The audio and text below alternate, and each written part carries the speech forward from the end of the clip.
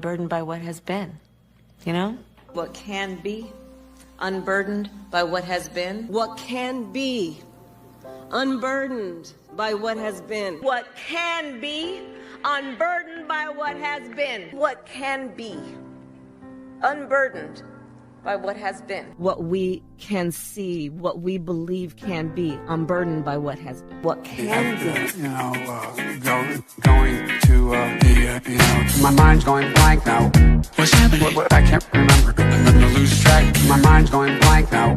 What are you talking about? What the hell's going on here? Where the hell are we? My mind's going blank now. I can't remember. I don't know what the hell he's talking about. What am I doing here? My mind's going blank now.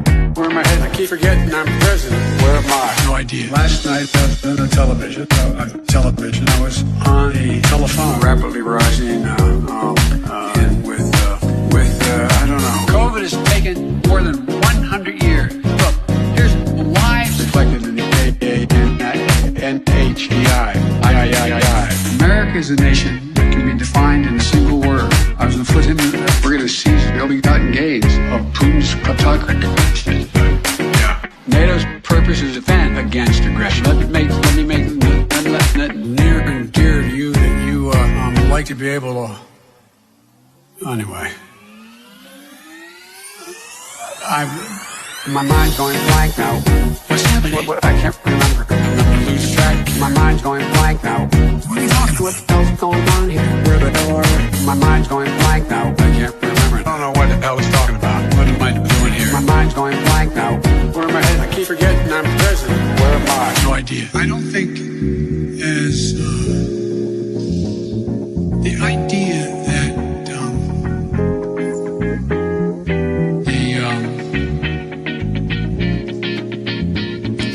political coverage of I want to thank and recognize Dr. John Kingersong. I can't get this to function at all. My mind's going blank now. What's happening? What, I can't remember. I'm gonna lose track. My mind's going blank now. What are you talking about? What the hell's going on here? Where the hell are we? My mind's going blank now. I can't remember. I don't know what the hell he's talking about. What am I doing here? My mind's going blank now. Where am I headed? I keep forgetting I'm president. Where am I? No idea. Welcome back once again. This is Chris Report, and he assured me that since I'm in town in Boulders, folks, this is Chris Wyatt reporting from South Africa.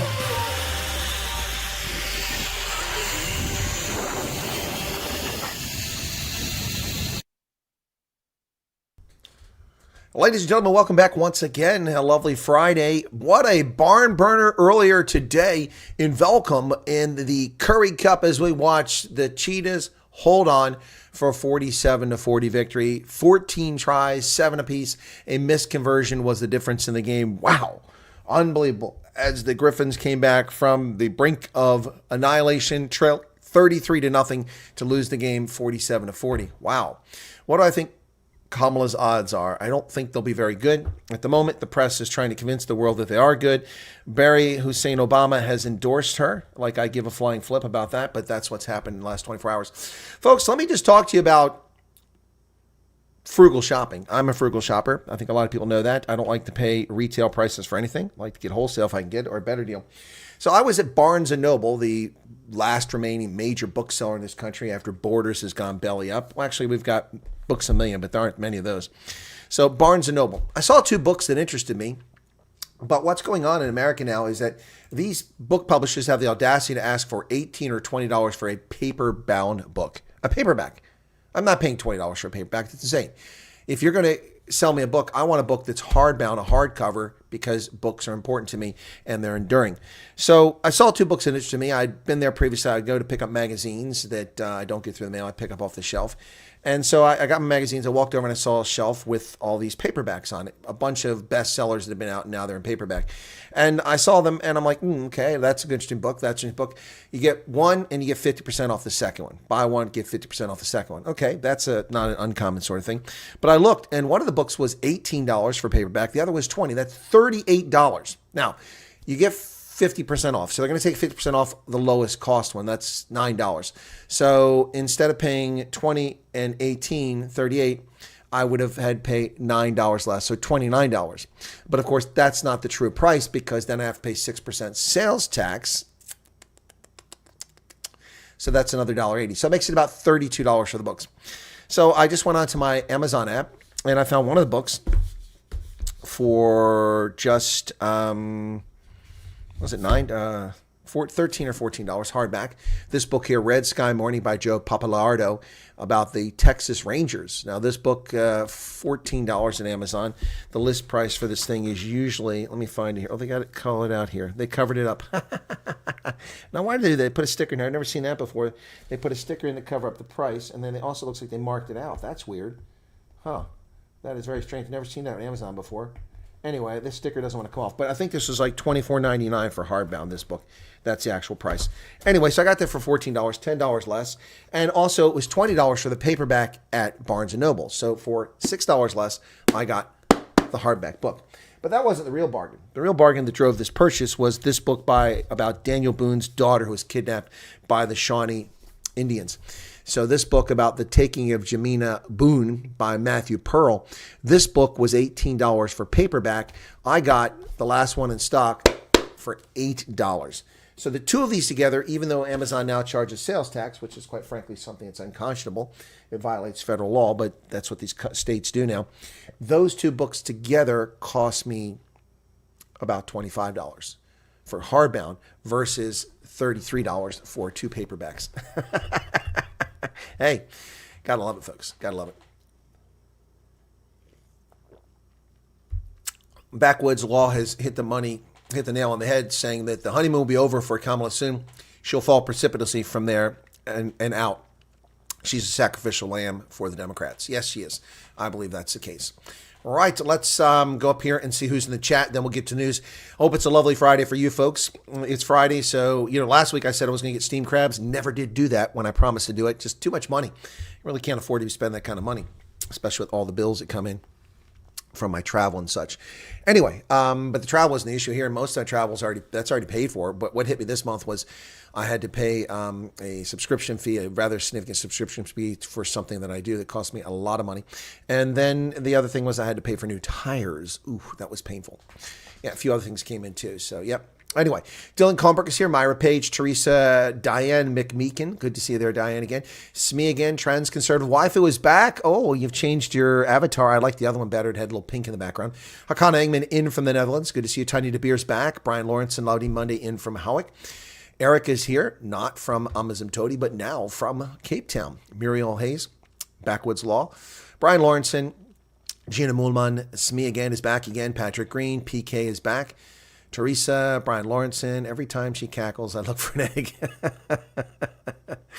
Oh, my goodness. John Hutchinson in from Arizona. Save America from Democracy. It's an evolved version of Marx. Yeah, exactly. Joe Biden had to resign to save America for democracy. I'm sorry. So you just stole the votes of 14.5 million people. But Joe Biden's such a brave, courageous man. He did the right thing for the country.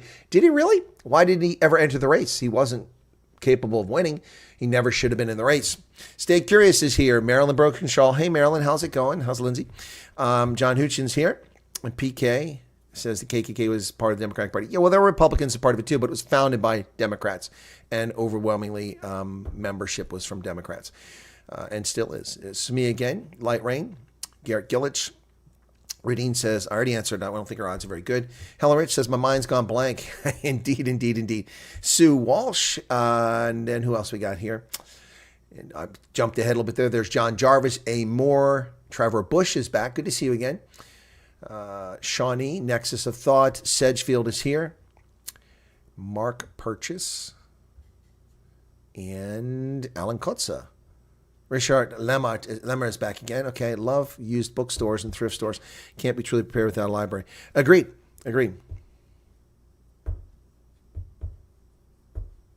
Transconservative Waifu apparently hasn't produced any videos, or John's simply not getting updates from that channel. That's a very real possibility there, John. A lot of people, not just on this channel, but on other channels, I've seen comments about being unsubscribed lately. A lot of people who are avid viewers of channels are being unsubscribed by YouTube. I don't know what's going on. And I will talk about the attacks on the trains. Garrett says, good interview on Biz News. Well, not everyone agrees. Someone claimed that I have no deep understanding of African politics. Okay. Right. Well, that's a person's opinion. So I asked them for their bona fides. Sorry. Advanced degrees in Africa, international relations, worked at the African Union, worked with NATO, worked with the European Union, worked in the U.S. government, worked with the National Security Council, part of military commands all over, rebuilt armed forces in Africa, ended civil wars, hunted terrorists, built schools, clinics, a published author by African universities, also published by American universities, a published author in popular media. I speak 6 languages, 3 of them are African. I have no deep understanding of African politics whatsoever. Really don't know what I'm talking about, do I now? No, backwards law. I didn't even wait for the response. I just, here's another scam coming in on my phone. No, I didn't even wait for a response. Listen, I mean, if you disagree with something, say it. One of the people posted said, I'm going to stop subscribing to Business if you keep putting this pro-Trumper on here. To which I said, I don't recall a single word about Donald Trump. This video was about the Democratic Republic of Congo and South Africa. I didn't talk about Trump. And I said, that's your inference, not stated fact. Again, I'm not a pro-Trumper, folks. I don't know why people seem to think that. The fact that you vote for someone doesn't mean you're pro them. We're given a binary choice. It's either Hillary Clinton or Donald Trump. It's either Joe Biden or Donald Trump. And now it's Joe Biden or it's Kamala Harris or Donald Trump. Given those options, it's a pretty simple solution. Hillary Clinton is a horrible felon who undermined the national security of this country and compromised billions of dollars of acquisition and advanced research we did to do collection on our foreign adversaries. And she compromised all of it because she's an arrogant asshat who stole classified documents out of sensitive compartment information facilities and then published it on unsecured servers in a broom closet in Arizona. And then also we found it on Uma Abedin's, ex-husband there, Anthony Wienerboy. It was on there as he was trolling 12-year-old girls. Yeah. And then on top of that, the Chinese, the Iranians, the Russians all had access, the Venezuelans had access to these documents and top secret things that compromised our means of collection. Sources and methods were compromised. I'm not going to vote for that. Give me a break. Not to mention she's an evil, nasty person. Joe Biden, the man can't walk and chew gum. That's pretty obvious. I'm not stupid. I didn't vote for him. It doesn't make me a Trump supporter. If I was a Trump supporter, I would donate money to his cause. I would have a Trump sign in my front yard. I would be walking around campaigning and getting signatures. I haven't done any of those things for Donald Trump. So calling me a Trump supporter without any evidence of it is a liar. You want to call me a Trump voter? Fact. And if that hurts someone's feelings, tough noogies. Get over yourself. Who did you vote for? The person who said that on Biz News comment. Who did you vote for? Did you even bother to vote? Did you vote for the ACDP? Did you vote for the Freedom Plus? Did you vote for the DA? Action SA? IFP?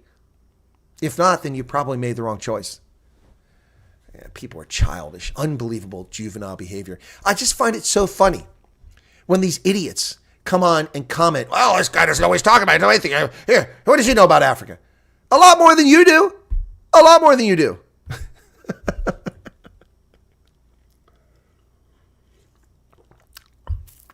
Uma Abedin is now with Alexander Soros. That's correct. Another evil alliance. And of course, her parents had an office in London in the same building on the same floor as the Muslim Brotherhood. Is that just a coincidence? Just a coincidence. No conspiracy theories here. Just a coincidence, folks. Let's not talk about that. Yeah. All right. So Chris is a supporter of more efforts. Patrick Green says, Viva MAGA. Well, listen, again, for that commenter who was on Biz News and for the crowd, we were here before Donald Trump when he was busy schmoozing Democrats and saying he was in favor of abortion and, building things and all focused on DEI and his version of it back in the day. While he was doing all of that, we were here. We were conservatives. Faith, family, flag. Faith, family, flag. We were here before Trump. We'll be here after Trump. It's not about MAGA movement. If he wants to co-opt the movement, that's his fine. Remember the Tea Party? We were here before Donald Trump, and we'll be here after Donald Trump. There's not a lot of interviews popping up with the founder of BlackRock with his opinion about the state of things. Quite interesting. Okay, I don't really care what the founder of BlackRock has to say. I don't invest with BlackRock, so. Anyway, So in case someone's wondering what I'm drinking today, it's V8, a mixture of vegetables, tomatoes, beets, celery, the original V8. Good stuff, man. Vegetable juice. PK said, I voted DA, and not because I like them, but because I agree with some of their policies and hope they could defeat the ANC. Exactly. You don't have to like someone to vote for them, and it doesn't make you a supporter. Being a voter is not necessarily a supporter. I will vote in November for people that I do not like because of the corruption in the Republican Party. I'll tell you that right now. I'm going to vote for people that I do not like in November because I'm not supporting the liars and cheats who were exposed during my campaign. I will not vote for those people ever again. They're liars and they're cheats. They'll never have my vote. And so I will not abstain because abstaining doesn't help. I will vote for their opponents. Yep. There you go. Hey, Stephanie Hatzemichael's back. Good to see you again. Faith, family, flag. Well, freedom. You can say freedom too. Yep. New Blackwater will handle the mass deportation criminals. Yeah, wouldn't that be nice? Tomorrow, Olympic surfing begins. Oh, okay. Well, we've already got Olympic sevens rugby underway, and boy, it was a barn burner last night as the Blitzbach, they held off the All Blacks. The All Blacks made uncharacteristic mistakes throughout the game, which kept it close, and then they couldn't get it across the try line. They were so close, and the Bucks just stopped them and won the game. Unbelievable. Good stuff. Yeah, the F words. Yeah. All right, ladies and gentlemen. By the way, I just published as I went to air. In fact, it didn't get published until the moment that I was already on air. I just published a video about South African media's obsession with race. Excuse me.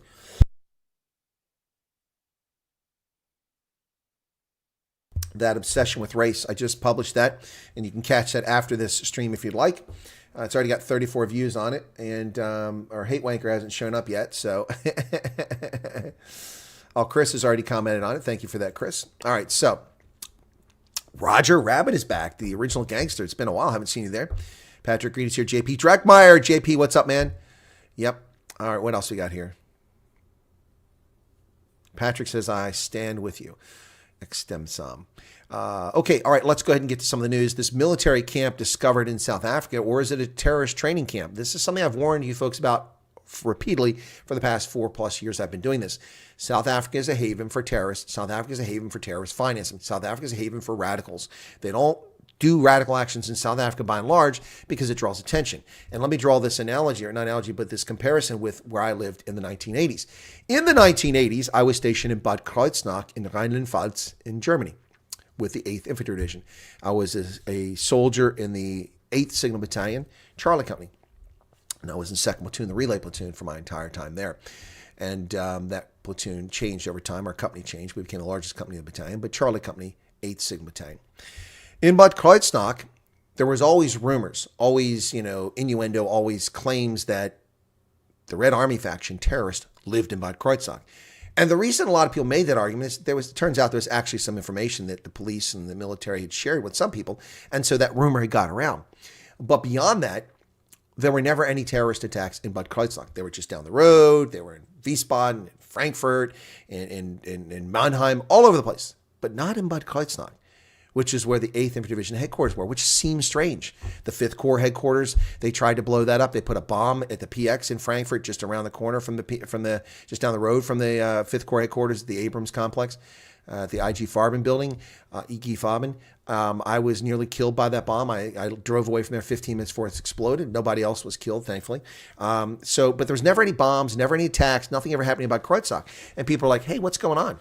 Well, it turns out after the wall fell that, in fact, several Red Army faction operatives and those with ties to them were arrested, either in Bad Kreuznach or they had been living in and around Bad Kreuznach for years. So the terrorists were in our midst. And of course, they don't want to draw attention to themselves, so they won't commit their acts at home. They'll go elsewhere. And the same sort of thing has been happening in South Africa. It's been a major center of terrorism finance for years. One of the reasons why it's currently graylisted. Würzburg, Third ID, Law of the Marne. Okay. I was never in Third ID. Cool beans. Backwoods. I was in 8th Infantry Division. Then I was in 3rd Armored Division. Then I was in 1st Armored Division. Yep. All three of those organizations. In a Signal Battalion, then in an Armor Battalion, and then finally an Aviation Brigade. Durka was hijacked by the jihadist Pandora's obese. Yeah, no doubt about that. Paris having a lot of riots. I haven't seen the riots. That must have happened in the last few hours. It's a ragtop country. Okay, those camps have been around for at least 10 years. Yeah, Steve, I know. And I've been telling these people this for years. It's, and this is information I have unclassified. This isn't super secret stuff from the government. If I knew that, I couldn't disclose it anyway. This is unclassified stuff. Roger Everett says you're an officer and a gentleman. Well, I hope so. And there's Ernst with a super chat. 99.99. Excellent comments and biz news. Well, thank you for that, Ernst. Not everybody thought so, and that's fine. You're welcome to disagree, but have a substantive disagreement, not just do ad hominem attacks. Oh, this guy doesn't have any deep knowledge of Africa. And what's your deep knowledge? And how do I not have deep knowledge? Now, one person, a couple people had some good comments, and one person made a comment about why South Africa's involved, and I said, you make a fair point. However, there's more to the story, and here it is. Hamas leaders were hiding here at some point. Yep. Got to play for a year in the Indian Head, too. Never so glad to PCS in my life. Okay. All right, folks. Military tents. Well, that's not what I wanted. That keeps happening. Military tents, training equipment, firearms, and drugs found at an illegal training camp in Mpumalanga. Look at this. That looks like an army base, doesn't it? When a team led by police detectives raided a farm in White River in Mpumalanga, 95 Libyans were allegedly receiving military training. They found the Libyans housed in military tents with military training equipment, including licensed firearms. During the takedown, which came after intelligence information, police also found dacha and cocaine. National Police Commissioner General Fani Masamola said police will ensure a thorough investigation into allegations the Libyans were receiving military training. They allegedly misrepresented themselves on visa applications, claiming they were coming to train as security guards. Yeah, because we train as security guards out in the middle of Mpumalanga, nowhere. No, security guards would train in an urban area, an urban setting. My goodness. Well, as I said, the police have uncovered this suspected military training camp. And there are some of the 95 Libyans arrested at this place. Look at this. The raid was carried out in collaboration with provincial joint structures and other agencies, including Department of Home Affairs and Police Crime Intelligence. Well, the African National Congress has reached a deal with the Inkatha Freedom Party after previously announcing it reached a deal with Action SA for the mayorship in Johannesburg. Interesting situation there. And in another political imbroglio going on, the Democratic Alliance accuses the Freedom Front Plus of being an ally of the ANC. I'm not laughing at the claim. I'm laughing at the politics of South Africa. This is insane. This is insane. So the Democratic Alliance, who many of their operatives, their political operatives, have long attacked the Freedom Front Plus, including someone who's a friend of this channel, have long openly attacked the Freedom Front Plus. Now they just go whole hog attacking the Freedom Front Plus, claiming the Freedom Front Plus only attacks the DA, not the ANC. That's simply not true. I've interviewed Dr. Peter Groenewald, Corné Mulder, Cobus Hoffman on this program repeatedly, all of whom have castigated the ANC government, not the DA. They've never had bad things to say about the DA by and large when they've been on my program. I'm not saying they never say bad things, but the focus of their ire has always been on the African National Congress and its failed governance. But in Oudtshoorn, in the Western Cape, the mayor has been ousted. The DA breaks the deal with the Freedom Front Plus, accusing the party of being in cahoots with the ANC. There is a motion no confidence for Chris McPherson. Turmoil erupted in Oudtshoorn as the DA accused the Freedom Front Plus of conspiring with the ANC and ICOSA to remove the party from power. Wow. On Thursday, the Freedom Front Plus joined the ANC, the Patriotic Alliance, Good, and the Oudtshoorn Community Initiative in voting against Mayor Chris McPherson in a motion of no confidence. The motion succeeded after 15 councillors voted in favor of the motion, 8 voted against it, and 2 abstained. Instead of attacking the Freedom Front Plus, perhaps the Democratic Alliance could address the allegations of corruption and arrogance from Chris McPherson. Couldn't they address that? No. So the DA East Regional Chairperson Vanola Fortune said the party would review its coalition partner strategy in the region following the betrayal by the Freedom Front Plus. The Freedom Front Plus has always presented itself as a reliable coalition partner for the DA, which it has been. However, we have more and more examples to demonstrate the contrary. The Freedom Front Plus has just spent an entire election campaign looking for votes by promising to go into coalition with the DA, which they did. On Thursday, it was a spectacular flip-flop to remove Mayor Chris McPherson from office. Just because they voted to remove someone who's been accused of corruption from office doesn't mean they don't support your coalition. They don't support that person as mayor. This black and white presentation of what's going on by political parties in the U.S., in South Africa, is dishonest. The Democratic Alliance is dishonest here. They're disingenuous. They're disingenuous. Making the argument that the Freedom Front Plus has betrayed your coalition because your mayor is in question for his conduct is not legitimate. Now, if, however, the DA came out and said that, no, we've investigated, there's nothing here. This is simply, but they're not doing that. So they're attacking the Freedom Front Plus. This is why South Africa's government will always be in a crapper. This stupidity. Corney Mulder hit back at the DA for protecting McPherson at all costs. The serious nature of the allegations of abuse of power and misconduct against McPherson make it impossible for the other coalition partners to retain him in the mayoral position. According to Mulder, they found it impossible to work with McPherson because of his arrogance. He refused to listen to all parties, which is against our agreement, and that's abuse of power. In a caucus meeting that preceded yesterday's council meeting, the Democratic Alliance unilaterally broke the coalition agreement and left the meeting. So, you see the headline? The DA accuses the Freedom Front Plus of betraying the coalition when it was the DA that collapsed the coalition. Not the Freedom Front Plus. They didn't back out of it. The DA did because their ass was hurt. They were bum hurt. Their feelings were hurt. Wow. That's real adult Democratic Alliance. Wow. Unbelievable. So because McPherson is gone, they collapsed the agreement, and they blamed it on the Freedom Front Plus. Sold to the highest bidder. I don't mean to make light. This story is quite concerning. This is a story about a Cape Town school where colored students apparently forced black students behind a bicycle cage and then auctioned them off. Strange story to say the least. A video of a group of pupils auctioning off their black classmates in Cape Town High School in an apparent racist incident has gone viral after it was captured on camera and shared on social media. Video footage, which included the caption, "Slavery at schools is crazy," showed black pupils held in a caged enclosure which appeared to be a storage area for bicycles and umbrellas, where colored pupils outside the enclosure called for bids. Children were dressed in what appeared to be variation of the Pinelands High School uniform. In the video, the auctioneer calls for silence before starting the bidding at 100,000 Rand for a classmate. During a section of the video, a black boy can be seen standing inside the cage area and his hand in his pocket smiling while the auctioneer throws his hand in the air and yells, "Sold." Well, here's a question I have. Political call now. Where are the administrators at school? How are children left on a school ground unattended? How does that happen? Someone want to tell me how that happens? How does that happen? Are there not teachers or proctors or security officials out there and nobody saw this? Nobody saw this. It happened. It's woefully incorrect. However, somebody's also at fault here for not being out there. "I am a black child and targeted," says the Al Jamal mayor of Joburg. Yep.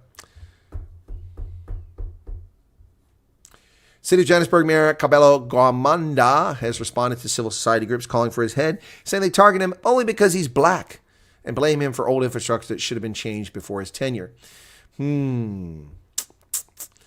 He said they're showing their true colors. It's been a while in South Africa since a black child has been attacked on this level on baseless points. Baseless points.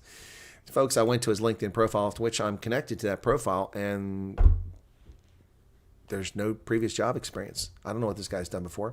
"I'm craving to more." That's right. This comes from the EFF, folks. We reported on this story yesterday in the Tshwane City Council. Boy, that's a Gucci-looking council. Look at that. That's gorgeous. Somebody had a lot of money to make that lovely-looking place, the city of Tshwane. Wow. The council was marred by heat exchanges between the DA and the EFF, including the EFF's regional person who said nasty, nasty things. Yep, the EFF regional chairperson, Obakeng Ramabodu, said he wanted to moor a boar. Yep. He wanted to moor a boar.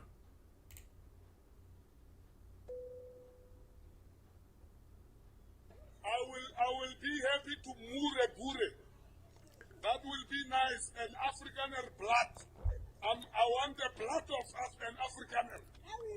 Bring the blood of an Afrikaner. I want it. He wants the blood of an Afrikaner. Wow. This is a member of government. And more race hustling. This one by Jillian Schutte, who says the Institute for Race Relations push for racial declassification is a win for white privilege. So the Institute for Race Relations is arguing that where is everybody going? We're at 96 now. People have left. What the hell? The Institute for Race Relations wants to declassify and remove race as a classification. That seems a reasonable approach, although to be fair, it's going to be difficult to track things, but I understand why they want to do it. But she says that's ensconcing white privilege. And of course, she uses the dog whistle, race hustling, white settlers comment that she just loves to use all the time. It's unbelievable. This lady here. What is her deal? It's 2 days in a row I've seen something vile from her. The proposal to eliminate racial classifications in South Africa, spearheaded by the Institute for Race Relations and enthusiastically supported by many allies in the government national unity, is a breathtakingly cynical move that threatens to plunge the nation into a new era of racial injustice. Really? Really? The agenda, masquerading as a progressive step towards a non-racial society, threatens to create an even more dystopian reality for those who are neither white nor wealthy. It's a gross manifestation of the perverse logic that underpins white supremacy.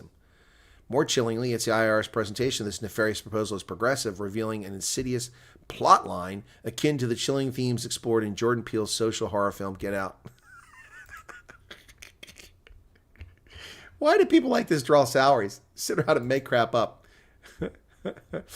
Nasty Afrophobic comments about a young lady in the Miss South Africa contest who was born in South Africa, making her a South African citizen, and whose father is Nigerian and mother South African citizen, but of Mozambican origin. And so the xenophobia and race identity here against her. Shame on these folks. Shame on them. Well, good news, folks. Here's some good news after all that bad news. South Africa gets 3 new UNESCO World Heritage Sites. Well, congratulations. UNESCO World Heritage Committee on Friday proclaimed World Heritage status for 3 sites in the Western Cape and KZN.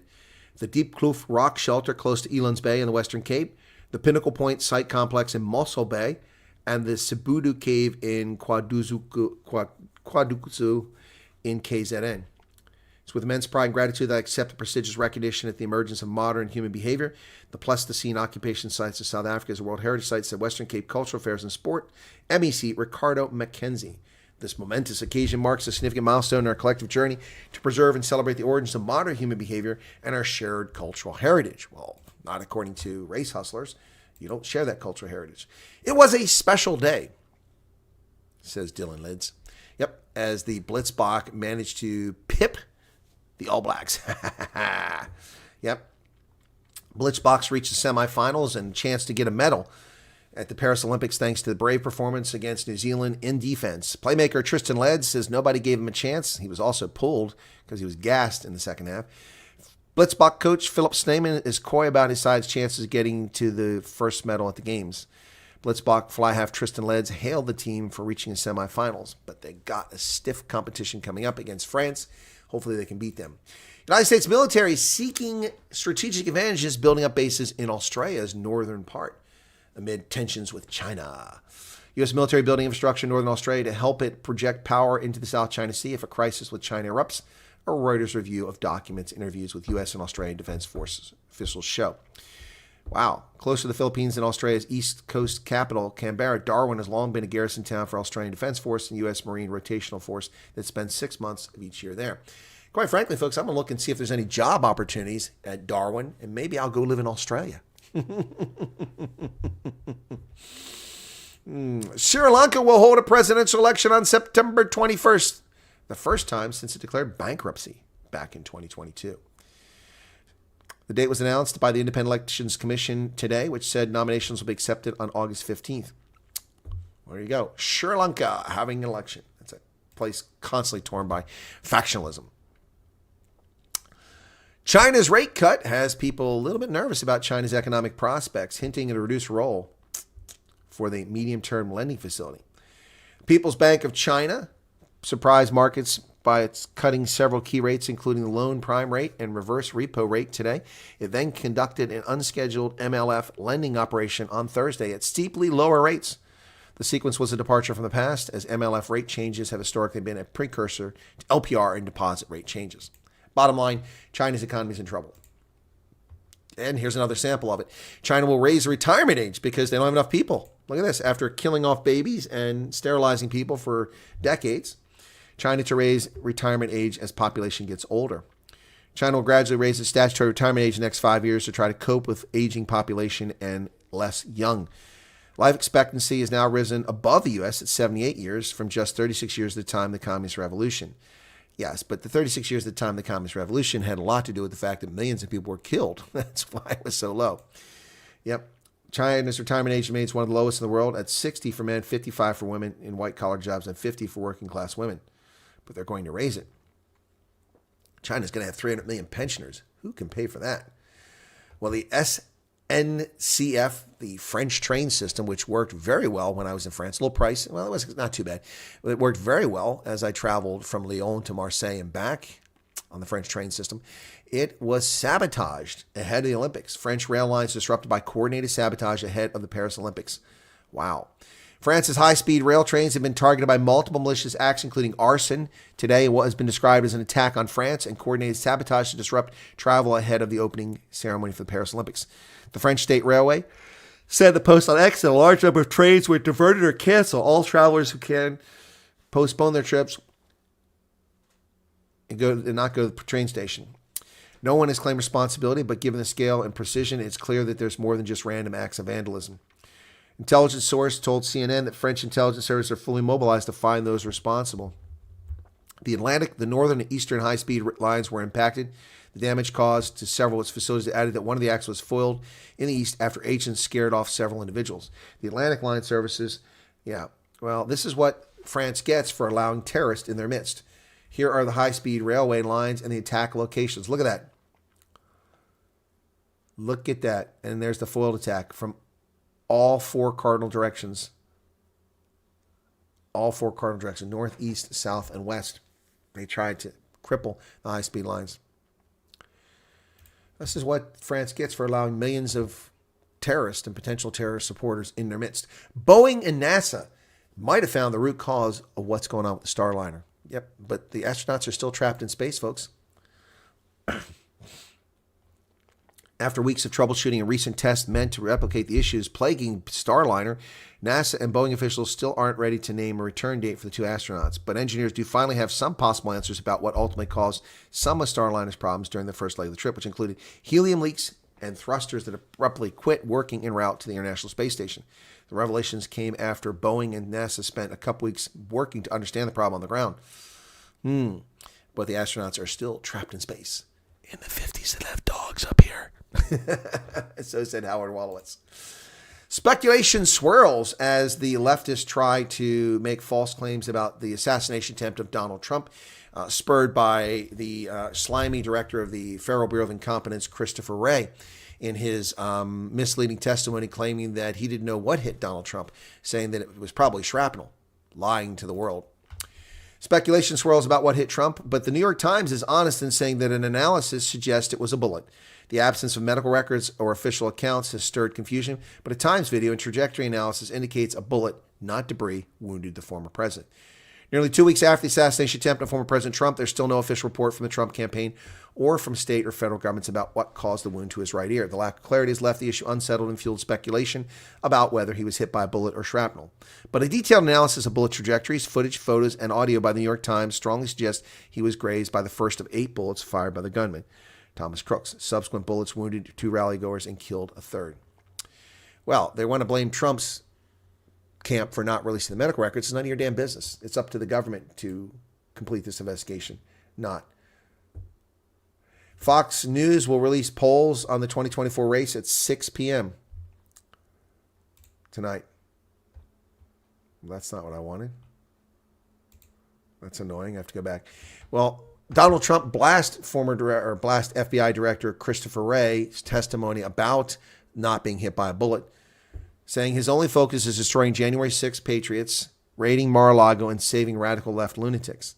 Former President Trump used his Truth social media platform on Thursday to rip into FBI Director Christopher Wray after his congressional hearings. Ray testified he wasn't sure if it was a bullet that struck Trump while he was in an outdoor rally.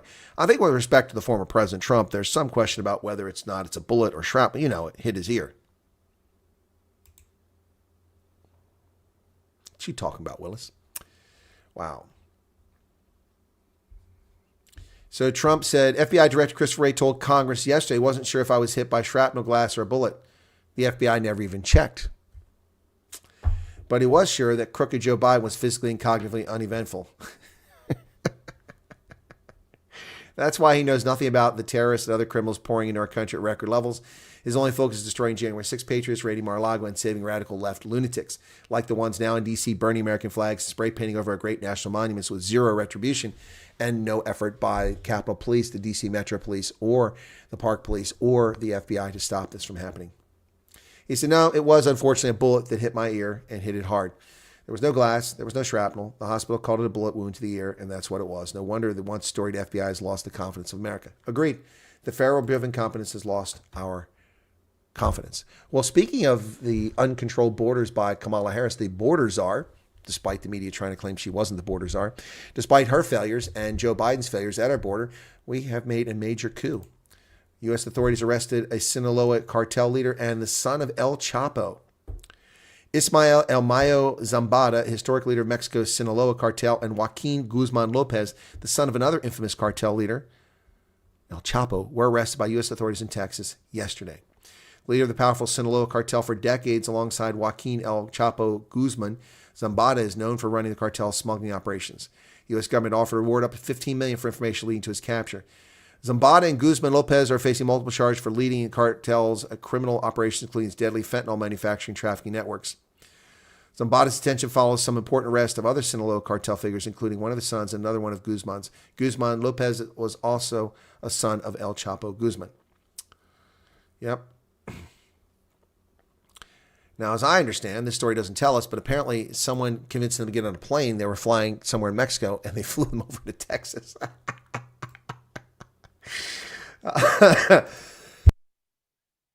Former President Donald Trump will be coming to Pennsylvania for the first time since the attempted assassination, speaking at the Farm Show in Harrisburg. It's going to be chaos there on Wednesday, July 31st. The gates open at 2 p.m. and Trump is scheduled to deliver remarks at 6 p.m. If you want to go, you got to get a ticket. Wow. So Trump will be back in the Keystone State on the 31st of July, just 5 days away. I'll debate whether I should go. That's my evening for the radio program. If I go, I'll have to be there and go on the radio from my phone. A grim new survey shows the impact of Governor Newsom's gruesome $20 an hour minimum wage, which is costing jobs and the shutdown of businesses throughout California. Unbelievable, folks. The Daily Mail reports that California fast food restaurants have been forced to cut back on employee hours, shut down, or consider moving out of the state completely because Gavin Newsom's outrageous $20 minimum wage. Yep, the Employment Policies Institute surveyed 200 fast food companies and found 89% of those eateries polled have already been forced to reduce scheduled hours for their employees less than a year since it was passed. Some had laid off staff. Others complained concerns of small franchises and staffers would not be met. Study, meanwhile, also found that those who remain employed, there's been less access to overtime and opportunities for extra shifts, limiting overall take-home pay. So the impact of the $20 minimum wage, 98% of the restaurants had to raise their prices.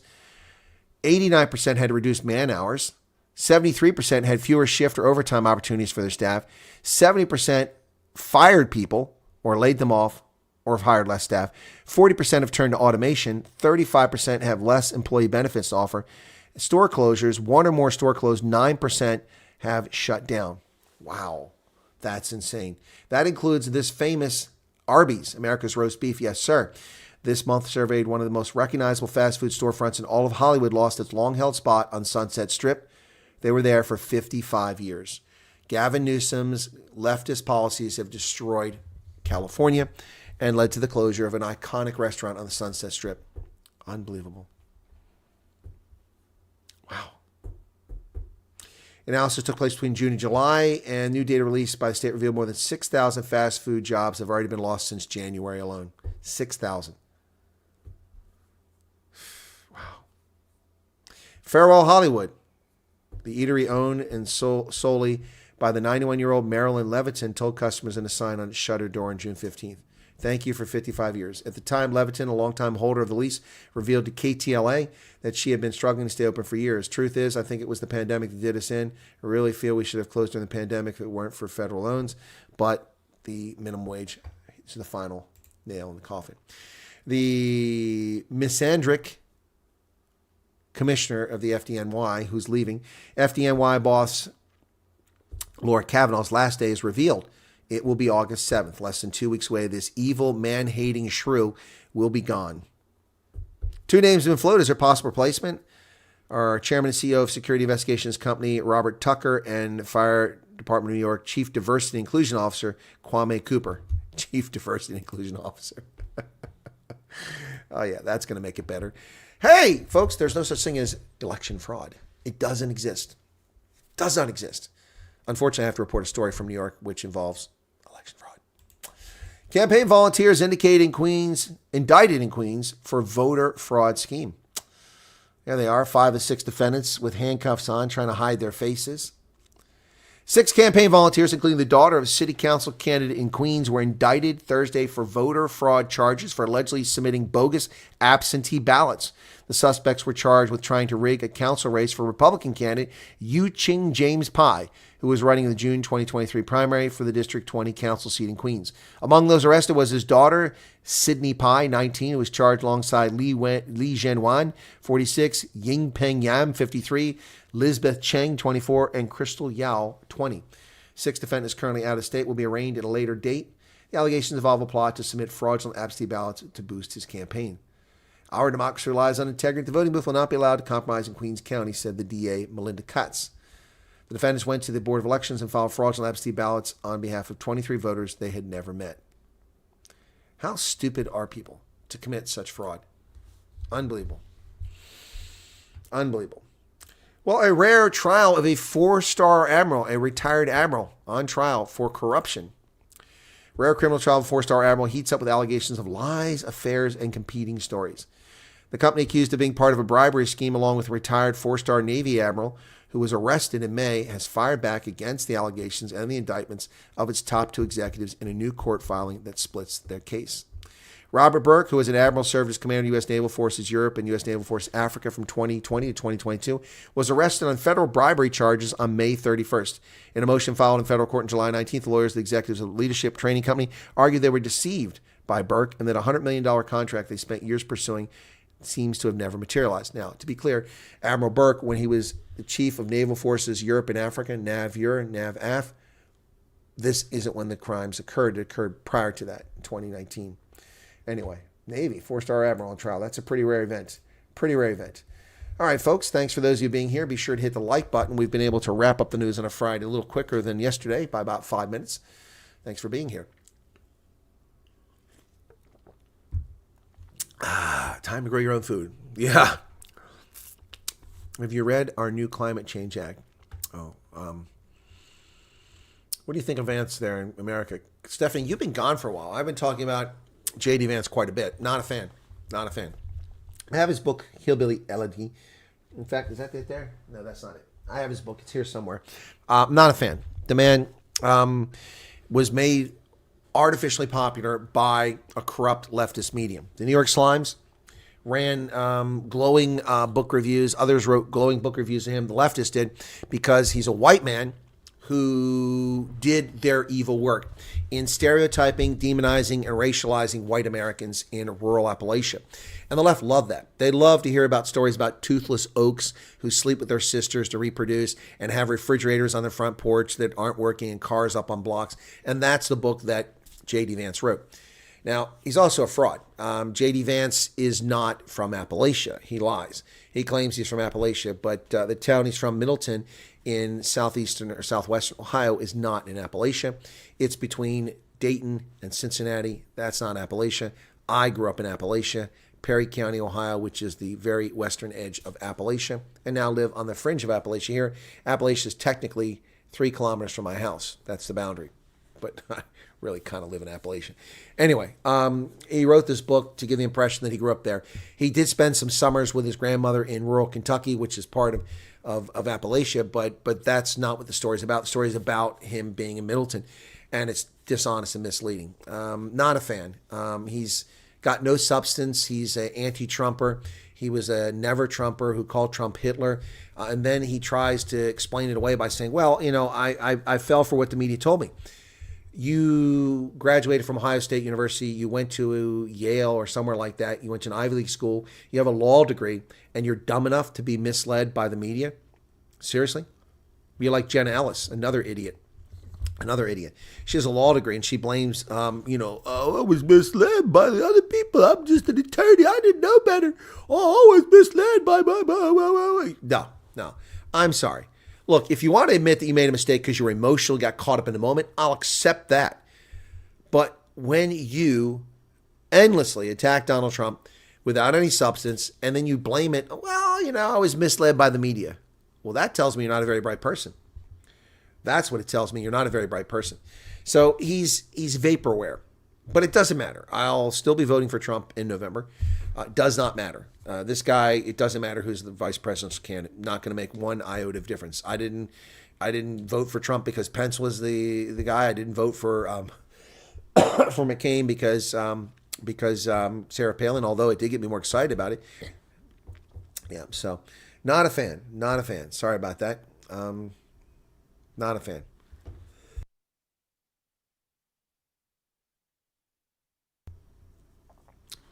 Yep. So who was I answering there? That was Stephanie Hatzmichael, I think it was.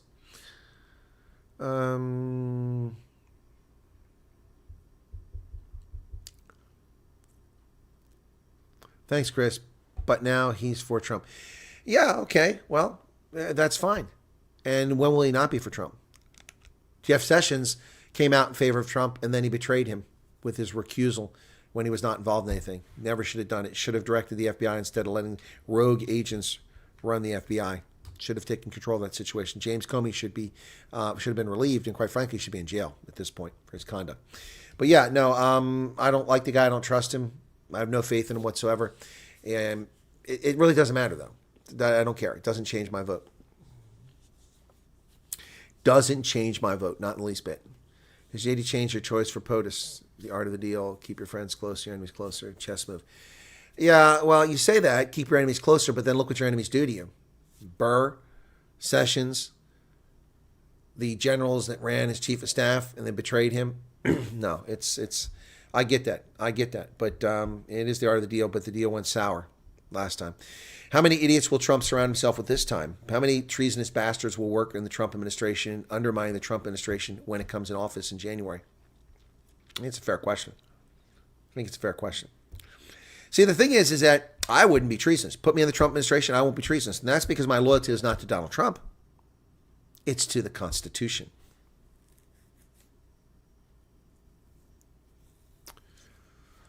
Yep. It gives the minister of... What?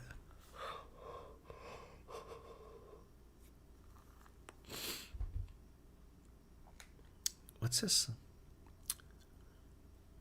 Sorry, I'm trying to read what you guys are saying here. There's a lot of stuff all over the place.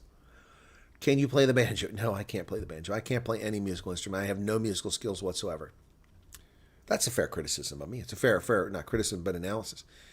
Yep, I have no musical skills whatsoever. And I can't sing. Light Rain said, it doesn't matter what ripped a hole in his ear. Correct. He was still almost ended. Correct. A man died. Does he get more hero points if the bullet was... Exactly. What's their point? Totally irrelevant. Exactly. It's just like the comment earlier today on business when I was asked to comment on South Africa's role in the DRC, the SANDF being there. And I said that, South Africa has irritated countries around the continent. And so what's the response by one of the people? Well, look at this American lecturing us about what about America? What does that have to do with the topic at hand? This isn't whataboutism. It isn't germane what happened to him. Trump was nearly killed by something. Whether it was a bull or not doesn't make it any less heroic what he did. I mean, they just try this nonsense all the time.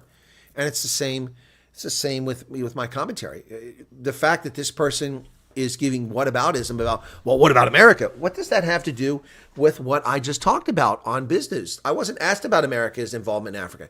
If they want to ask me about America's involvement in Africa, then ask me about America's involvement in Africa, and I'll talk about it.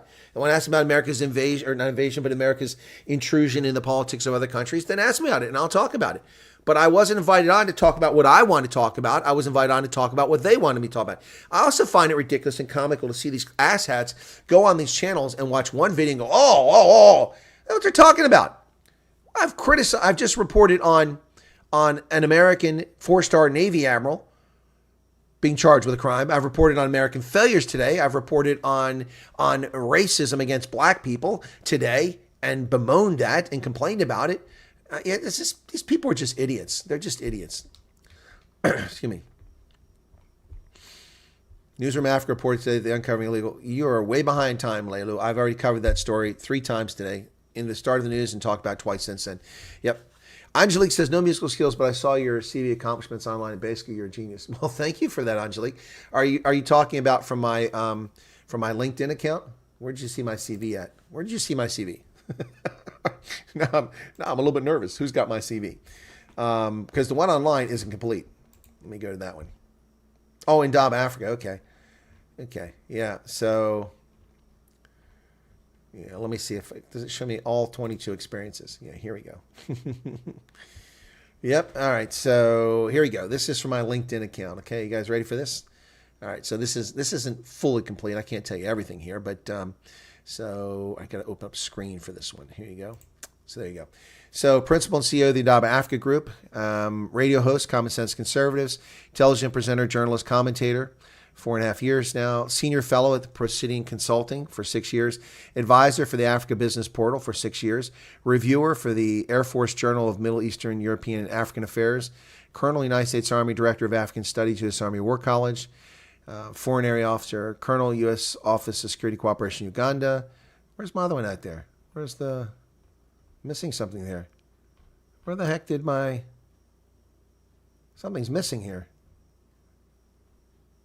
Where the heck... Oh, my U.S. African Union thing is missing. What's going on there? Huh. I have to fix this. Anyway, the list goes on and on and on there. That's weird. Oh, there it is. All the way down here. This is out of order. This is 2014, 2015. Why is it down here? Anyway. Yeah, so... Anyway. Yep. Quite a bit. Yeah, no, I have quite a long CV. So,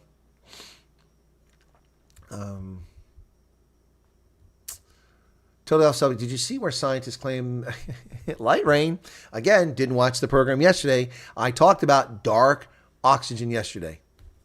We talked about that story yesterday. Yep. Right when deep sea mining debates are taking place, also calls in the question potentially of the origin of life on this planet. If, in fact, photosynthesis is supposedly the origin of the oxygen production in our atmosphere, which made life possible for us and for life, for animals, apparently it wasn't the only source of oxygen. You know, what happened is they went in the ocean depths and the oxygen levels, they went down, they expected to go to zero. But as the deeper they got, the oxygen levels began to rise again because it was coming out of those nodules. Yep. Police have raided prisons and prisoners. Oh, what's this?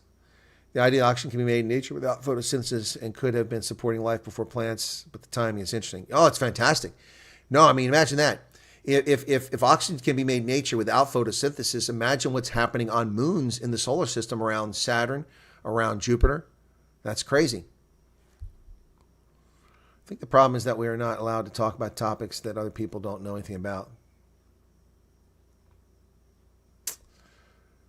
What's the raiding prisons? What's Flyers colors today? What is that, Michael? You talking about the Philadelphia Flyers? But thank you, Angelique. Appreciate that. Yeah, no, it's occasionally I go through my CV. In fact, let me pull up my CV and I'll look at it here real quick. I just want to see it. I think it's over here. Let's see if I have an updated version of it here. Come on, a little faster here. All right. There's biography. I don't want biography. I want long version. There we go. I haven't updated since 2022. I have to update this. Okay. Let's put this over here. Okay. All right. So let's do that. I'll put that on the screen and bore you guys with it, and I'll read some of it. All right, so you can see it there, but you don't need to read that. So, all right, so education, Master's Strategic Studies, U.S. Army War College, 2014, Master's International Relations, summa cum laude, Troy University, 2006, U.S. Army Command General Staff College, 2004, Defense Language Institute, Monterey, French with Honors, 2000, Iowa State University, Master's Program, International Development Studies, 1999, BA in History, cum laude, Ohio University, 1989, Associate's Degree, University of Maryland, 1987. Honors degrees, Distinguished Service Order Gold, Republic of Liberia, February 2022. Meritorious Honor Award, U.S. Department of State, April 2014. President's Daily Brief, author recognition, Office Director, National Intelligence, November 2005, March 2006, October 2006, and February 2007. Director's Annual Agency Team Award, Defense Intelligence Agency, November 16, 2006. State of Hesse, Germany, President's Community Contribution Award, 1994. Distinguished Military Graduate, ROTC, 1989, Ohio University. Radio host, Common Sense Good Service, Principal and CEO, the Indaba Africa Group, Colonel, U.S. Army Director of African Studies, professor in the Department of National Security and Strategy, the Army War College, with special concentration on global strategic issues and African affairs, their impact on U.S. national security. Developed curriculum and taught numerous postgraduate level courses, including national security strategy, security sector reform, defense reform, joint interagency policy, African regional studies, strategic, diplomatic, military, and economic affairs. Served as a faculty advisor for students and research advisor for multiple student strategic research projects, which is basically their thesis. Conducted academic research with special emphasis on security cooperation, international political economy, health, development, international institutions, and published relevant articles in national security, security sector reform, and African security issues. Produced podcast on strategic issues. Colonel, U.S. Army, Senior Military Advisor, U.S. Mission to the African Union, serves as Ambassador's Principal, Military Advisor, and represented the U.S. Ambassador at the African Union and abroad as U.S. Africa Command Liaison with the African Union, including Counterterrorism Fellowship Training Program, Invitational Travel, Foreign Military Financing, Africa Contingency Operations Training and Assistance Program, Gender-Based Programs, and Section 1206 Counterterrorism.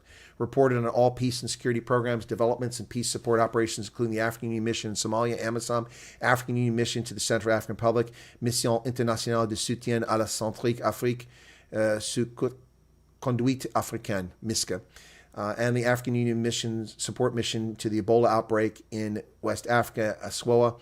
Liaised with the African Union military attaché community, 46 different countries. Worked directly with the African Union Peace and Security Council and the Peace Support Operations Division and the AMISOM Military Operations Coordination Committee. Developed programs to support gender integration, security sector reform, disarmament, demobilization, reintegration programs, military exercises, counterterrorism coordination with NATO, and the African Union Peace Support Structure, the African Standby Force, and the African Capacity for Immediate Response to Crises, ACERC.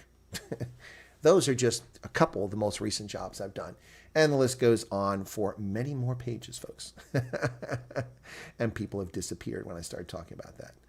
Where are we at? We're here at 72. We've dropped down to 69 now. Okay, remind me later. Okay, so there you go.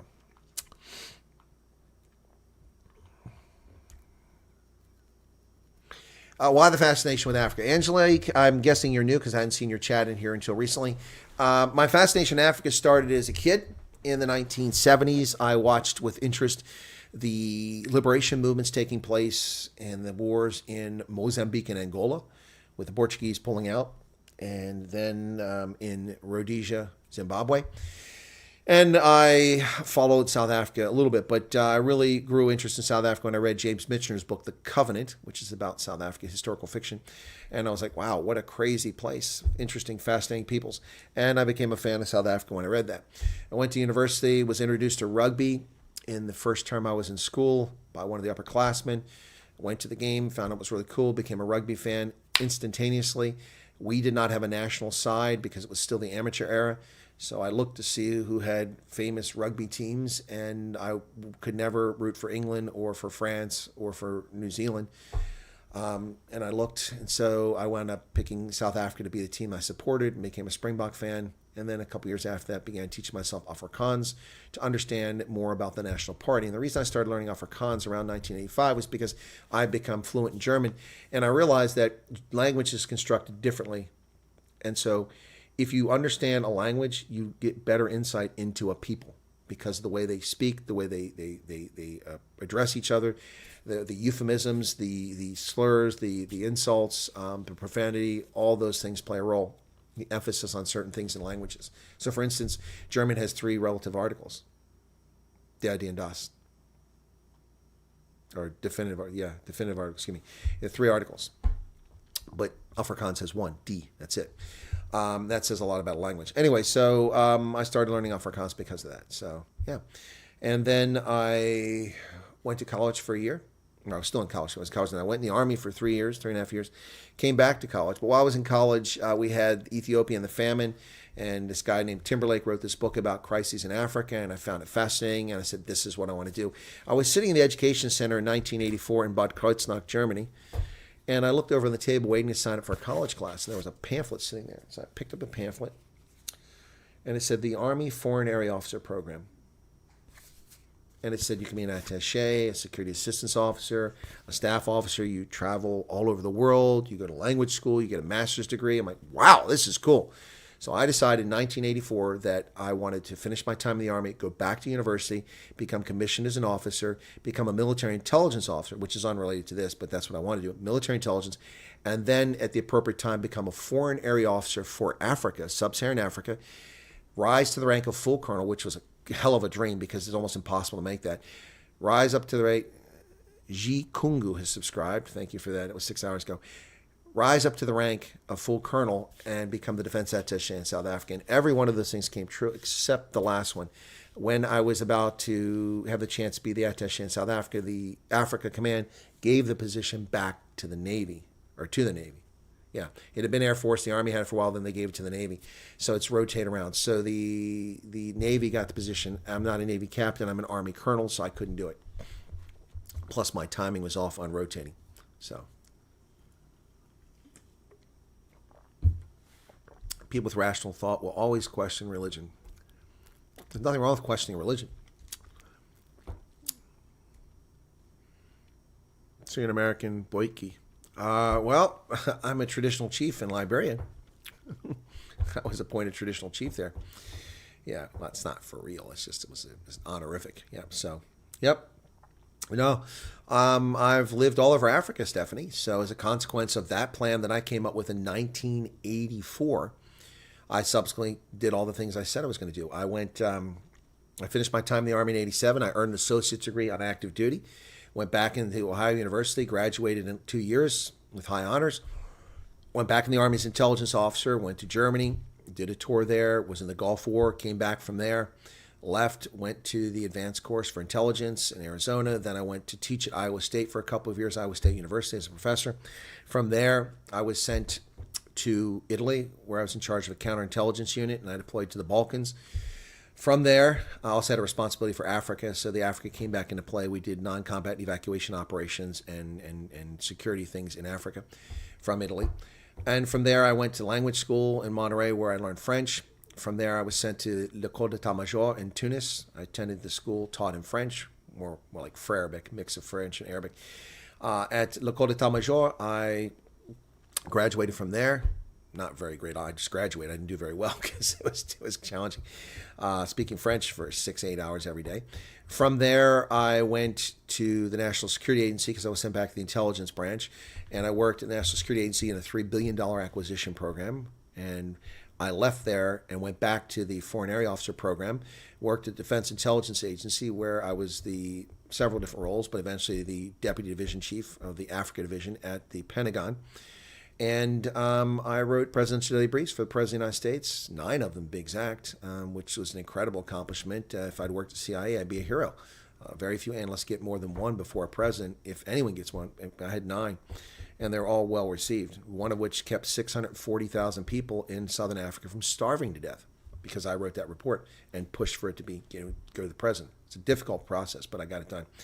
That was actually my first one. And then I left there. I went to Liberia, where I rebuilt the Armed Forces of Liberia. I had 650 people working for me. That was pretty cool. And from there, I went to Botswana and Malawi.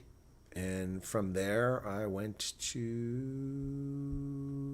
Where'd I go? Where'd I go after that?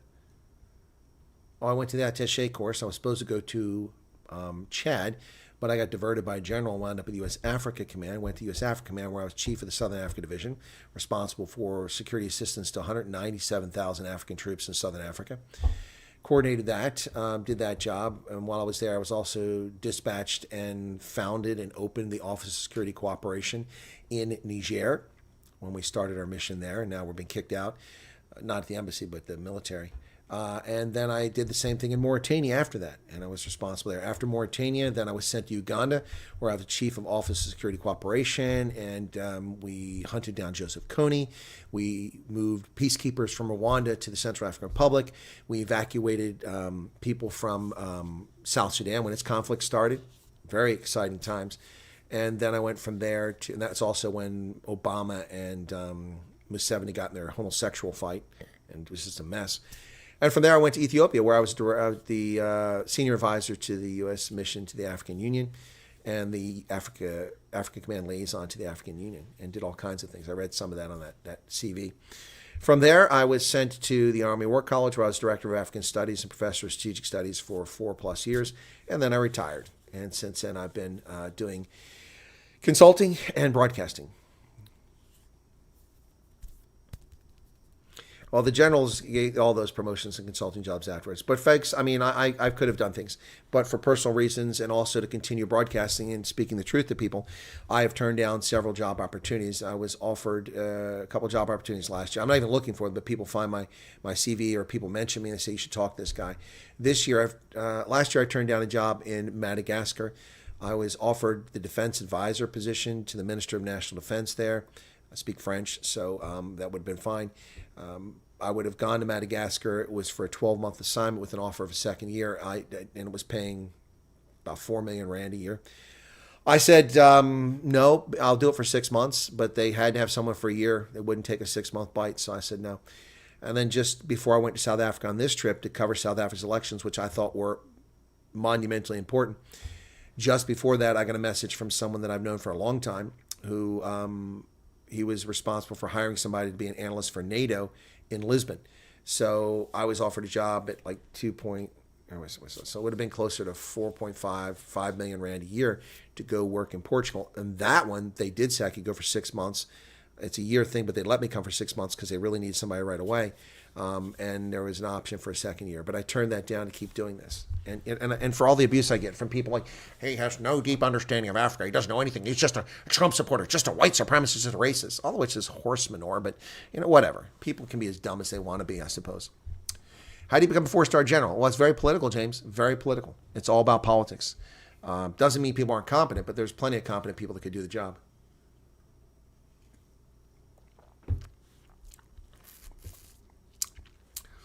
Stephanie says you're a polymath. I don't know what a polymath is. I know what a polyglot is, but not a polymath. Yes, JL, homosexual fight. That's exactly what was going on. I've told that story many, many times. JL, are you a lady? It looks like a lady from the avatar. It's hard to see. It's very tiny. Yuval Museveni and Barack Hussein Obama got in a fight over homosexuality. You see, Barack Hussein Obama ran for office in 2008 and defeated John McCain because of hope and change. And large numbers of white voters and gay voters flocked to Obama for hope and change. But his first term was an absolute disaster. And he did nothing for the gay community. Nothing. He was anti-gay marriage in his first term and did nothing to support the gay community. Not that he's obligated to do that, but they felt that he owed him something. So in his second term, a lot of gays were against him. So because of that sour note and because the people were becoming much more vocal about how he didn't support the gay community, he looked for something to go after. Well, it seemed like a low-hanging fruit for him. Uganda had proposed a piece of legislation in their parliament criminalizing homosexuality, which is comical because homosexuality was already criminalized in Uganda. But this one was intended to go after anybody who knew about a gay person and didn't turn them in. So it came with a provision for 7-year confinement in a prison if you knowingly did not report a homosexual. And that included healthcare workers and law enforcement. So basically, I'll give you a scenario of what happened here. We had an NGO that we were funding that was working with people who are HIV positive. Now, the people who are HIV positive, many of them were fishermen down on Lake Victoria. There's a community down there where 45% of the fishermen were HIV positive. That's pretty high for Uganda. Uganda had disastrous HIV epidemic in the 1980s, but it improved dramatically from the 1990s onwards. But there's still some pockets of communities that have a lot of infection. So that's one of them. Another one was that the program wasn't set up to help homosexuals. The program was set up to help HIV positive people. And in fact, I think when they set up, they weren't even aware there was much of a gay community in Uganda. So the fishermen who were helping. But the thing is, someone who's HIV positive and is getting care and someone treats them like a human being, will tell someone else about it whom they know. And the word got to gay prostitutes and gays in the community, and they started coming to the center for treatment. And the intent wasn't to target or work with that community, but that wound up being the case.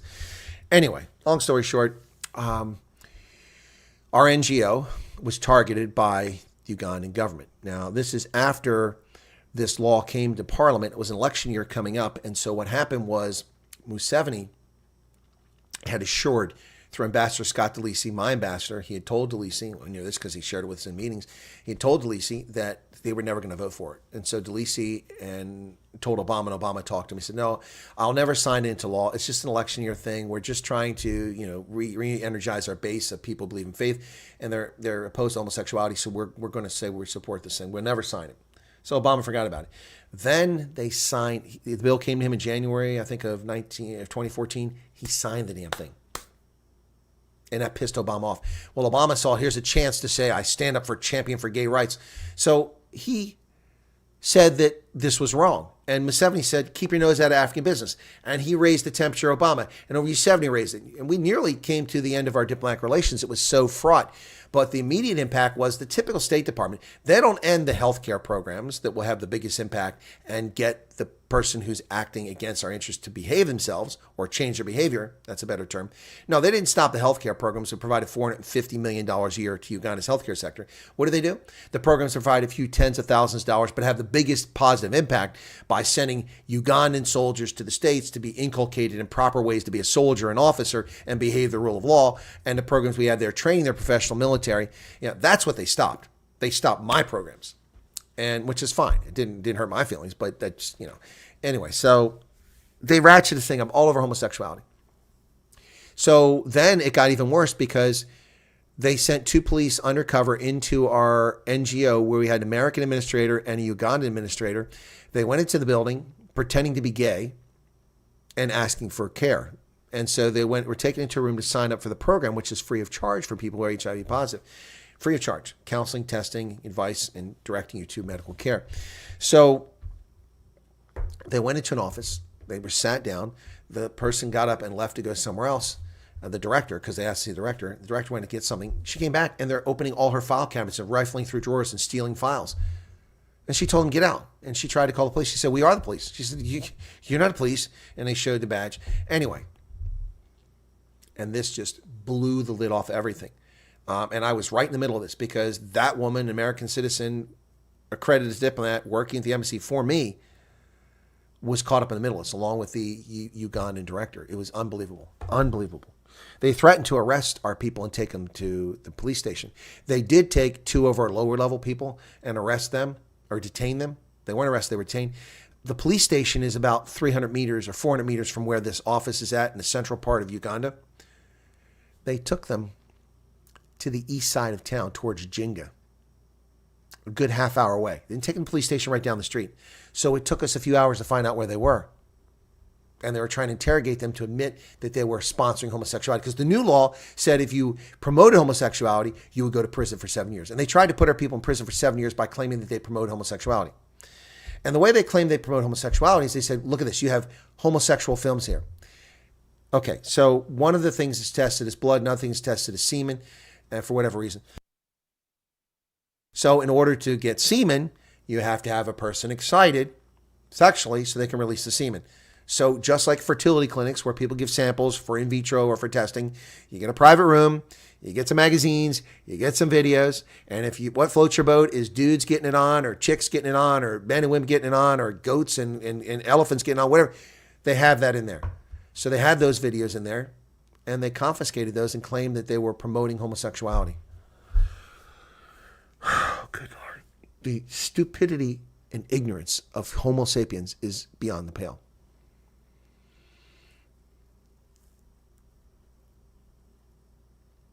Stephanie says C.S. Lewis. What about C.S. Lewis? Most focus on a faith and a belief that they are masters of their own destiny, believe in themselves, exclusion, stepping out of faith in what God says Keith. Brokeback Mountain, yeah. Muriel says, who is gay? I don't know who's gay. What are we talking about? Who's gay? I'm not talking about anybody being gay. I'm talking about the workers who were at my NGO who were accused of promoting homosexuality. No one said they were gay. Goats in jail, says Goats. Well, I know you're still listening now. That's why I say things like that.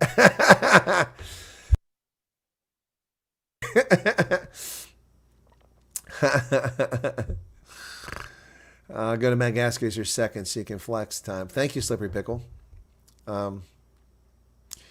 Sedgefield says, I thought NATO shut the office in Lisbon.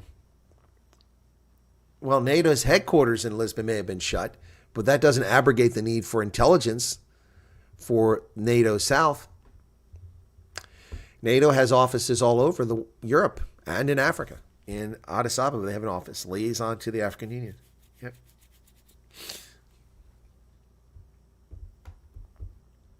Alice in Wonderland was written by Lewis Carroll. Yep. C.S. Lewis wrote those other crazy books.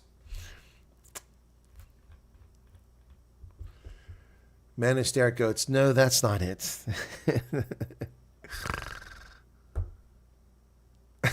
Charles is the happiest person in the world after a few drinks. Yep. All right. Anyway. All right. People are getting gross here, so let's not do that. Anyway.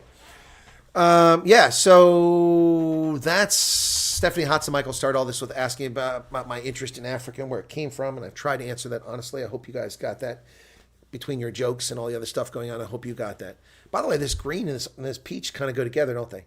It's odd, but they do work. For some reason, I can't get this sleeve to play nice over here. It won't play nice. There we go. Anyway, the peach and green seem to go together. That's pretty cool. It is Friday, July 26, 2024. For those of you who haven't seen it, I've made a video. Let's see how it's doing while we've been online.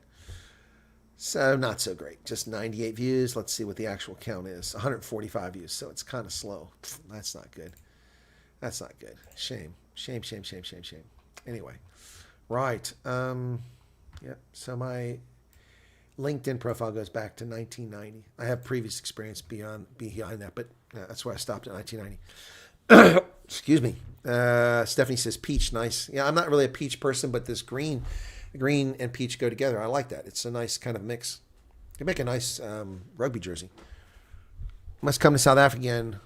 Is altijd welcome. Well, thank you, JL. I come to South Africa all the time. I just left South Africa. For those who don't know, I just came back, but it's becoming increasingly cost prohibitive for me to go to South Africa. And I don't make money doing this. This is a personal financial sacrifice on my part.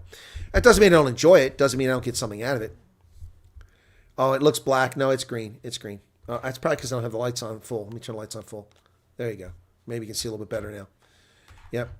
Yeah, dark green. Yeah. It's an old khaki. I got a little goat here on my nipple right there. Well, that's not my nipple. My nipple's down here. But anyway, it's on the chest there. The old khaki goat.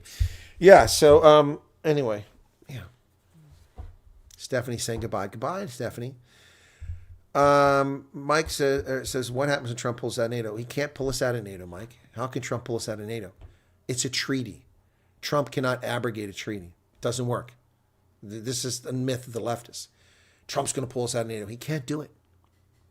Trump pulled us out of the Paris Climate Accord. Didn't do that. We weren't in the Paris Climate Accord. He simply ended the accord. The Senate never ratified that. But the Senate did ratify the NATO treaty. So Trump can't pull us out of it. He can't do that. What will it take for the Eagles 15 to actually get a threat level versus as Eagles 7? Menage a trois, it's going to take money and it's going to take an objective coaching effort. One that's not focused on bringing people in Pacific Islands, but actually recruiting Americans. Unfortunately, needs all the help they can get. Recent major crisis regarding police pay, receive salaries. Well, I'm not surprised.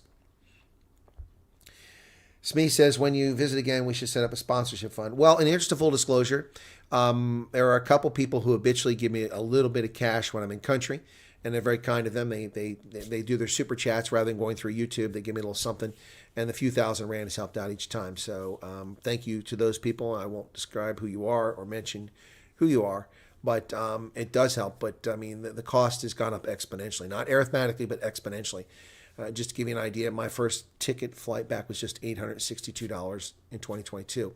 Then it was $1,200, then it was $1,800, and this time it was even more. Yep. Athena says Kamala is taking this one. Sorry. She's a woman. We love to make history. Don't hold your breath. Mike says, that's got it. That's why you make the big bucks. Yeah, well, I mean, can't take us out of it. That's why the left, all this stuff about Donald Trump took us out of the climate. No, he didn't. He didn't. We were never in the climate. Trump can't take us out. We've got to do that. He can't take us out before 20. No, nonsense. We're not in it. These idiots that don't know basic American government, taught in civics class, probably because they haven't had civics class, or taught in American government class when you're a junior or senior in high school. It's crazy. It's crazy. Trump cannot do it. It's like Kamala Harris. We will pass a law to authorize abortion. No, you won't. No, you won't. You will not. You cannot. You cannot. You cannot. And I give you the 10th Amendment, the best amendment to, one of the best amendments to the Constitution. It's pretty simple, folks. Just one sentence. There's the 15th. There's the 14th. Let's get back here. There's the 10th Amendment. The power is not delegated to the United States by the Constitution, like the power to enforce abortion, to authorize it, nor prohibited by it to the states. So that falls to the states. Are reserved to the states respectively or to the people. The power is not delegated to the United States by the Constitution, nor prohibited by the Constitution to the states, are reserved to the states respectively or to the people. So you can talk about passing all the laws you want. You can lie about Donald Trump saying he's going to end abortion all you want. Those are fairy tales. That is not how our government works. Not how it works. No, Kamala Harris is not black. She's Bahamian and Indian. That's correct. Sikh Indian. The Bucks play again tomorrow at 1 p.m. South Africa time. I'll be covering it live, play-by-play, color commentary on my Rugby Ascendant channel. Yep. So, no. Oh, wait. Okay, I'm sorry. Okay, hold on. Are you talking about the Springboks? James Moriarty is correct. I thought you were talking about the Blitzboks. The Blitzboks play tomorrow for the semifinal to move on to the championship game. If they win tomorrow, they're guaranteed a gold or silver medal. If they lose tomorrow, they have to fight for a bronze. So, yeah. But that'll all be decided tomorrow. So, yeah, sorry. Trump is not a globalist, which is more than can be said from our current. Yep, he follows. Yep. You're Keir Starmer. Oh, that's like a Norwegian name. How does he get a name like Keir Starmer? It sounds like he's from Norway, not from the UK. Anyway. Link for Rugby channel. It's easy. Come on, guys. It's at Rugby Ascendant. Hang on. Okay.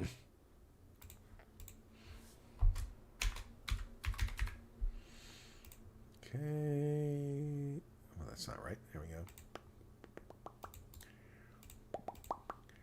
It'll be on tomorrow. I'll be covering 2 Curry Cup games tomorrow, including the Bulls versus Province at Loftus. And then I'll also be covering those games. So those are the first games. I'll cover the bronze medal game. I won't be covering when the Springboks play to get to the bronze medal or to the championship game because it's like 3 o'clock in the morning for me. And I'm not. I'll get 6 people to show up for it, so I'm not getting up 3 o'clock in the morning to cover that game. I might wake up and watch it.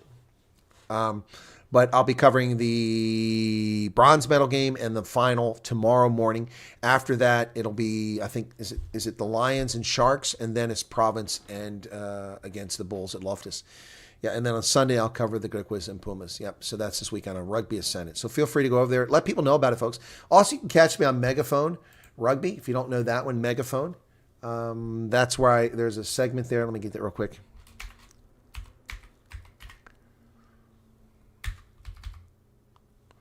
Megaphone Rugby. There we go. Okay, Megaphone Rugby. And that's MW's channel. Let me go over and let you see that. So you go to Megaphone Rugby. Let me get this real quick. Copy that. And then I'll put this. That's Megaphone if you want to see. Oops. Paste. So there's the link to Megaphone Rugby. Do interviews over there. So I'll show you what Rugby Ascendant looks like. So this is Rugby Ascendant. So you have the right channel right there. All right. So you can see the Griffins this morning. Bulls and Cheetahs last week. USA versus Romania. All Blacks versus Fiji. And I had the Springboks versus Portugal, but I got a bogus copyright claim, so it was removed. I'm working on that. So there's me interviewing Jake White 9 months ago. It's Griffins, Cheetahs. Anyway, so, yep, that's stuff that's been up there. Now, this is Megaphone, okay?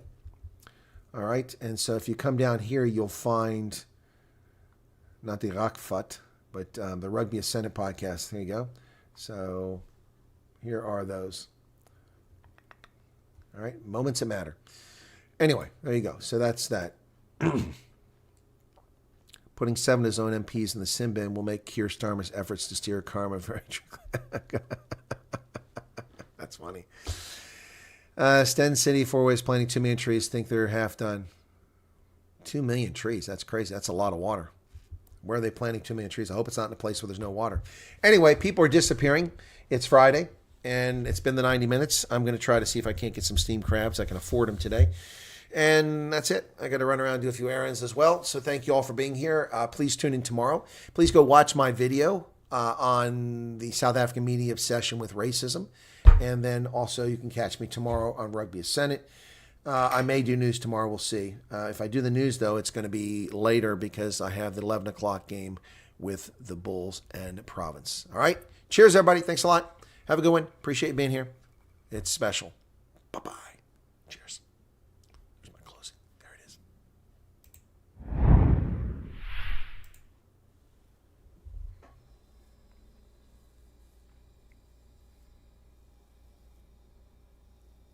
In the 50s, they left dogs up here in space.